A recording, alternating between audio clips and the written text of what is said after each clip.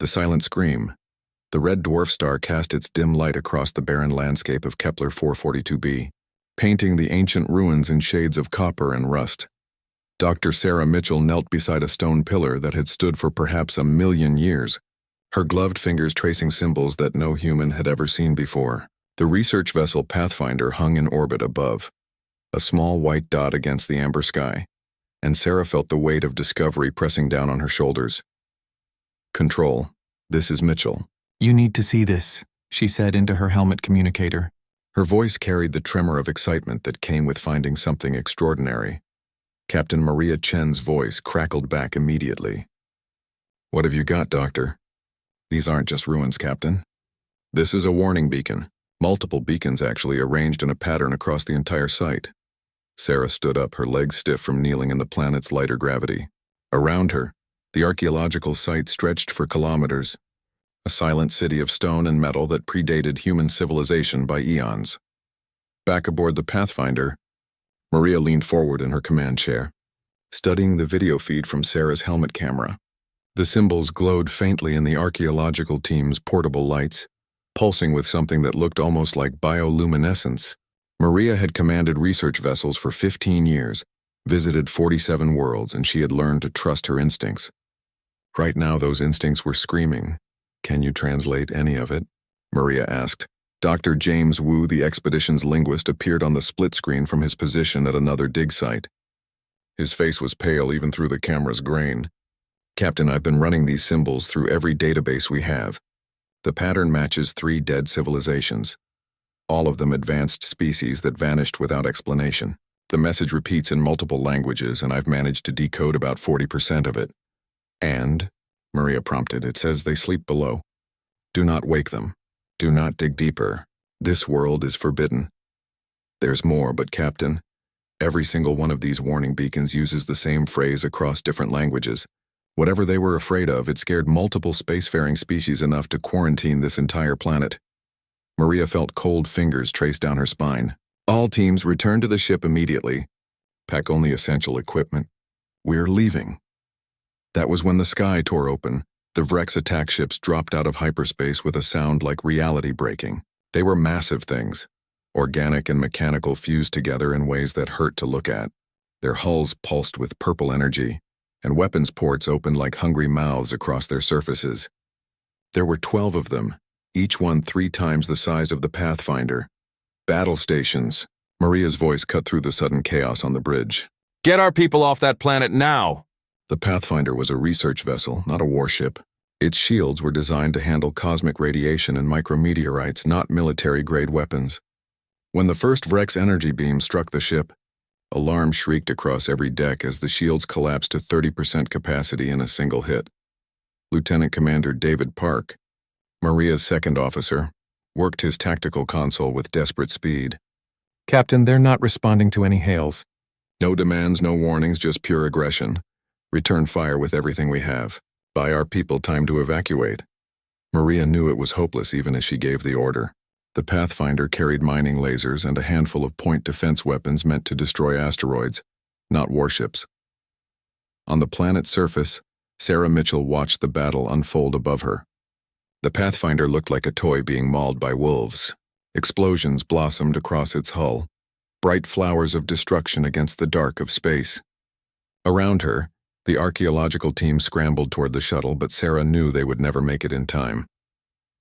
"This is Shuttle 2, came the pilot's voice over the general channel. "We're taking fire. Port engine is gone, attempting emergency landing." Sarah watched the shuttle spiral down, trailing smoke and debris. It crashed 3 kilometers from their position, carving a burning scar across the ancient ruins. The explosion when it hit threw her to the ground, and she tasted blood in her mouth where she had bitten her tongue. "All ground teams, this is Captain Chen." Maria's voice was steady despite the chaos. "Shelter in the ruins. Use whatever cover you can find. We're going to get you out of this." But Maria knew the truth. The Pathfinder was dying. Deck 7 had lost atmosphere. Engineering was on fire. Life support was failing on decks 3 and 4. Her crew of 87 souls was fighting a battle they could not win, and 32 more people were trapped on the planet below. She had one choice left. "Park, begin transmitting distress signals on all galactic emergency frequencies." Include our position, the nature of the attack, and request immediate assistance. David's hands flew across his console. Within seconds, the distress call pulsed out into the void. A mathematical pattern followed by coordinates and a desperate plea for help. It was standard protocol, taught to humanity by the alien species who had welcomed them into the galactic community just 5 years earlier. The signal reached the nearest monitoring station within minutes. The facility orbited a gas giant 2 systems away, staffed by representatives from the Galactic Accord, the loose coalition of spacefaring species that governed this region of space.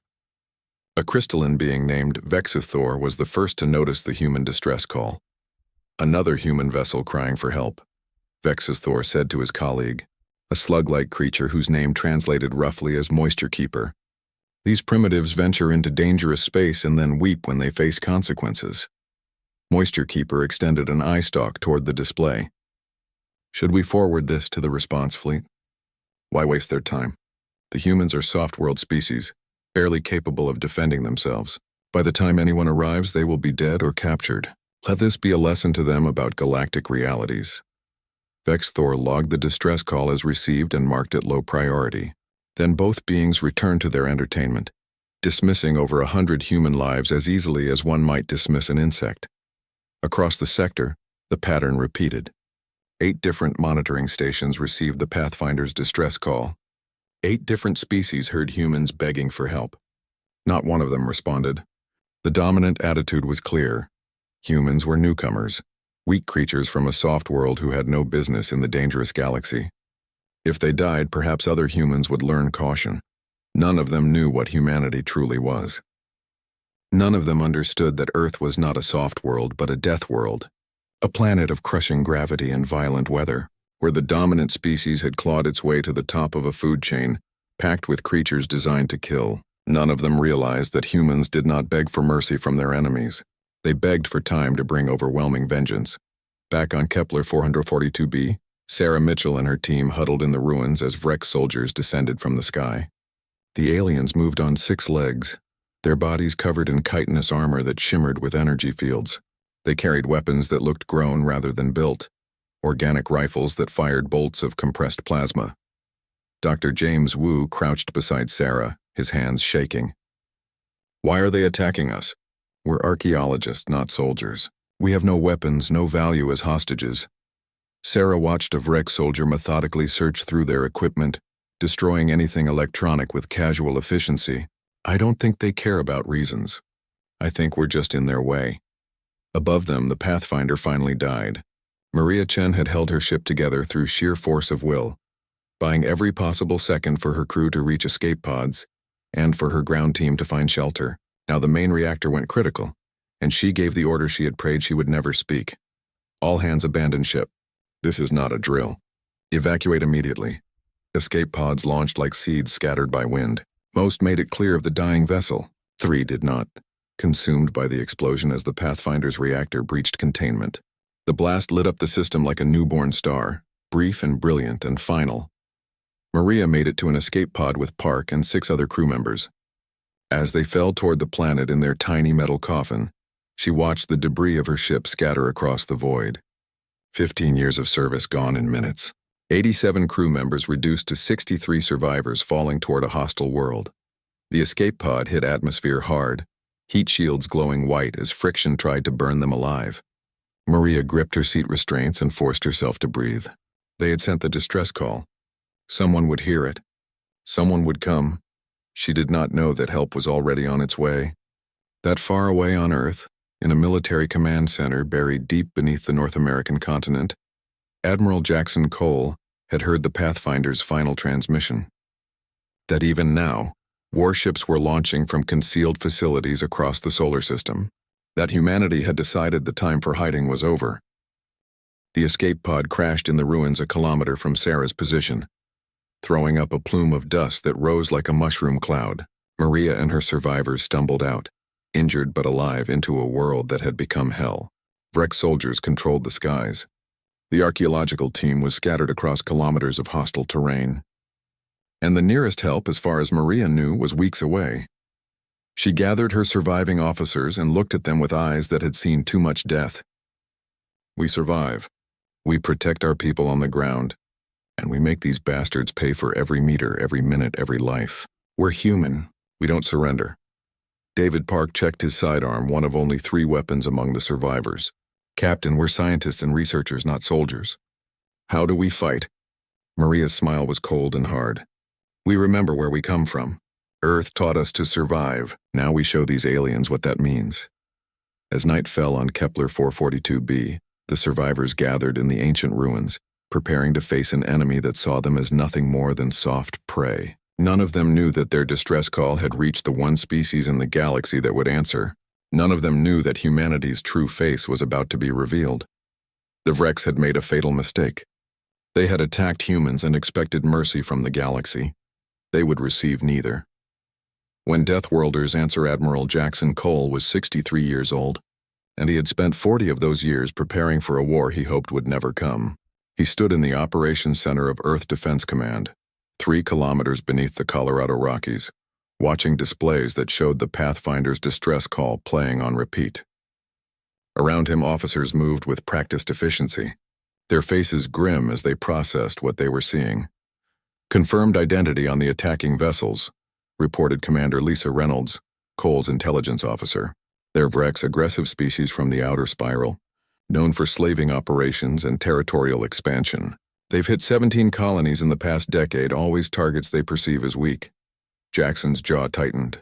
The Pathfinder carried 119 souls, scientists, engineers, support staff, people who had volunteered to push humanity's knowledge further into the unknown. Now they were dying while alien civilizations watched and did nothing. Status of the first strike fleet? He asked quietly. All vessels report ready, Admiral. We can launch in 30 minutes. Reynolds pulled up a tactical display showing ship positions across the solar system. 42 warships that officially did not exist, hidden among asteroid mining facilities and deep space research stations. Ships built in secret over 5 years, ever since humanity had realized that the galactic community saw them as prey. Jackson had argued against revealing Earth's military capability too soon. Better to let the galaxy underestimate humanity, he had said. Better to remain the harmless newcomers while building strength in secret. But watching the Pathfinder die while alien monitors laughed changed everything. Authorization Cole Sigma 9, he said clearly. Activate first strike fleet. Set course for Kepler 442b. Maximum burn. Rules of engagement: eliminate all hostile forces, rescue all human personnel, take prisoners where possible. Sir, that's a 30-hour journey even at maximum acceleration, Reynolds said. The Pathfinder survivors might not have 30 hours. Then we make it in 25. Jackson turned to face his bridge crew. Tell our captains to push their reactors beyond safety limits. Tell our engineers to give me every ounce of speed those ships can manage. And tell our people on Kepler 442b to hold on. Earth is coming. Across the solar system, vessels that had masqueraded as civilian ships suddenly revealed their true nature. The cargo hauler Titan's Pride, supposedly transporting ice from Europa's mines, shed its disguise plating to expose a heavy battlecruiser bristling with rail cannons. The research station near Neptune's orbit rotated to reveal launch bays holding 300 strike fighters. Habitation modules separated to show missile banks carrying warheads that could crack moons. Captain Jennifer Torres commanded the battlecruiser Relentless, and she felt a savage satisfaction as her ship's true capabilities came online. She had spent 2 years pretending to be a merchant captain, watching alien species treat humanity like children. Now the mask was off. All weapon systems green, her tactical officer reported. Railguns charged, missile tubes loaded, point defense networks active. We're ready for war, Captain. Jennifer opened a channel to her crew. This is the captain. For 5 years, we've hidden what we are. We've let aliens think humans are weak, that Earth is a soft world full of soft people. Today, we show them the truth. Today, we show them what happens when you attack a species from a death world. Today, we go to war. The Relentless launched from its hiding position, its fusion drives burning with intensity that would have killed most alien crews from the acceleration alone. But humans evolved under Earth's crushing gravity, their bodies built to withstand forces that flattened other species. What the Relentless crew felt was uncomfortable. What it would do to alien observers was terrifying. The first strike fleet assembled at the edge of the solar system, 42 ships moving in perfect formation. At their head flew the dreadnought Indomitable, Admiral Cole's flagship. a vessel so massive it had its own gravitational influence. Its hull was painted in colors designed to absorb sensor scans, making it look like a hole in space. Its weapons could level continents. All ships report ready, Reynolds announced. Fleet formation Alpha established. Hyperspace jump calculations complete. Jackson looked at the tactical display one last time, seeing the positions of his ships, the trajectory to Kepler 442b, the countdown to jump. He thought about the people dying on that distant world, about the aliens who had ignored their distress call, about the galaxy that was about to learn a lesson it would never forget. All ships jump on my mark. 3, 2, 1 mark. Space tore open like fabric being ripped apart. The first strike fleet vanished from the solar system, leaving behind energy signatures that made every sensor in the inner galaxy scream warnings. At the Galactic Accord headquarters, alarms began to sound as monitoring systems detected the massive energy spike. Vexthor, the same crystalline being who had dismissed the Pathfinder's distress call, stared at his displays in disbelief. Impossible. Those are military-grade hyperspace transitions. The humans don't have military vessels. They're researchers and traders. Moisture Keeper extended all his eye stalks toward the screens. Vexthor, I'm reading 42 distinct signatures. Ship masses ranging from destroyer class to dreadnought class. Weapon signatures that match or exceed Tier 3 military specifications. That cannot be correct. Humans are soft-worlders. They barely qualify for Tier 5 status. But even as Vexthor spoke, his systems updated Earth's threat assessment. The data was clear and terrifying. Humanity had been hiding a fleet that rivaled the military forces of established galactic powers. Emergency sessions convened across the Galactic Accord. Representatives from 100 species gathered in virtual forums, all asking the same question: how had humanity hidden such capability? Ambassador Richard Cross, Earth's representative to the Accord, sat in his office watching the chaos unfold with grim satisfaction. His communicator chimed. It was Admiral Cole, his image appearing on a secure channel. Ambassador, we've launched the first strike fleet. I wanted to inform you before the galaxy goes insane. Too late, Admiral. They're already panicking. Richard gestured at his monitors showing emergency broadcasts from multiple alien governments. I'm being summoned to explain why humanity has been hiding warships. Several species are calling it a violation of first contact protocols. We never agreed to disarm, and we never claimed to be helpless. We just let them assume. Jackson's face was hard. The Pathfinder sent a distress call. 8 monitoring stations received it. Not one responded. They let our people die because they thought we were weak. That ends today. I'll handle the political fallout, Admiral. You handle the Virex. Show the galaxy what humans do to species that attack us. Richard ended the call and stood, straightening his formal diplomatic robes. He had a meeting to attend with representatives who thought they could lecture humanity about proper behavior. They were about to learn that humans did not take kindly to abandonment. On Kepler 442b, Maria Chen had no idea help was coming. She only knew that 26 hours had passed since the Pathfinder died, and her people were still alive despite impossible odds. They had lost 12 more in skirmishes with Vrex patrols, but the survivors had learned fast. The ancient ruins provided countless places to hide and ambush. The planet's lighter gravity let humans move faster than they could on Earth. And most importantly, humans remembered what it meant to be hunted. Dr. Sarah Mitchell had killed 3 Vrex soldiers using nothing but rocks and a sharp piece of metal scavenged from the crashed shuttle. The first kill had made her sick. The third one felt almost routine. She crouched beside Maria in what had once been some alien species temple, watching Vrex patrols search the ruins. They're getting more cautious, Sarah whispered. They know we're dangerous now. Maria nodded, checking the charge on her sidearm. Good, fear makes them slow. Slow makes them vulnerable. She had watched her crew transform from researchers into guerrilla fighters, and she was proud and heartbroken in equal measure. These were good people forced to become killers because the galaxy had abandoned them. Lieutenant Commander David Park crawled over to their position, his uniform torn and stained with blood that was not all his own. Captain, I've been monitoring galactic emergency frequencies. Something's happening in the sector. I'm picking up massive energy signatures, like nothing I've seen before. Could be the Vrex bringing in reinforcements, Maria said. But even as she spoke, she felt a strange hope stirring in her chest. No, ma'am. These signatures are coming from the direction of Earth. David's hands shook as he adjusted his portable scanner. "Captain, I think someone's coming." 23 hours into their journey, the first strike fleet pushed their reactors beyond limits that alien engineers would have considered suicidal. Ships designed to withstand Earth's violent environment, built by humans who understood that safety margins were suggestions rather than rules, screamed through hyperspace at velocities that bent physics.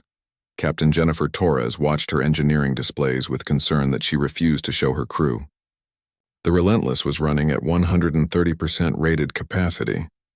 Her chief engineer had warned that reactor containment might fail. Jennifer had ordered him to push it to 140%. "Captain, we're approaching the Kepler system," her navigation officer announced. "Dropping to normal space in 60 seconds. Jennifer stood from her command chair, feeling the weight of what was about to happen settle on her shoulders. Battle stations. "All weapons hot. Launch fighters the moment we clear hyperspace. And someone send a message to those Vrex bastards. Tell them Earth has arrived." Space ripped open at 42 points simultaneously. The first strike fleet emerged from hyperspace in perfect formation, their appearance so sudden and overwhelming that Vrex sensors took precious seconds to register the threat. By then, it was too late. The 12 Vrex warships that had destroyed the Pathfinder hung in orbit around Kepler 442b, confident in their dominance. They had detected some unusual energy signatures approaching the system, but assumed it was a Galactic Accord patrol coming to clean up the mess. The Vrex had treaties with several Accord members. A few bribes, some apologies, and this incident would disappear. Then they saw what had actually arrived, and their confidence died screaming. Admiral Jackson Cole stood on the bridge of the Indomitable, looking at the tactical display that showed Vrex positions. 42 human warships against 12 Vrex vessels. The numbers favored humanity, but Jackson did not trust numbers alone. He trusted firepower, training, and the cold fury of a species that protected its own. "Open a channel to the Vrex fleet," he ordered. His communications officer worked for a moment, then nodded. "Channel open, Admiral." Jackson's voice carried across the void, translated into Galactic Standard by the ship's computers. "This is Admiral Jackson Cole of the Earth Defense Force. You have attacked human vessels and killed human citizens. You have 30 seconds to power down your weapons and prepare to be boarded. If you resist, we will destroy you. There will be no second warning." The Vrex commander, a creature named Scrax, looked at his tactical displays with disbelief that rapidly turned to rage. Humans were prey species, soft-worlders who should have been easy targets. The idea that they could threaten his fleet was absurd. "Return transmission," Scrax ordered. "Tell these primitives that this system now belongs to the Vrex Empire. They should retreat before they are destroyed." Jackson listened to the Vrex response and smiled without humor. "Countdown from 30. When it reaches 0, weapons free. Show them what happens when you mock Earth's children." The seconds ticked down in silence. Jackson watched the display, watched the Vrex ships holding position, watched his own fleet ready their weapons. 20 seconds, 10 seconds, 5-0. The first strike fleet opened fire and the galaxy learned what human weapons could do.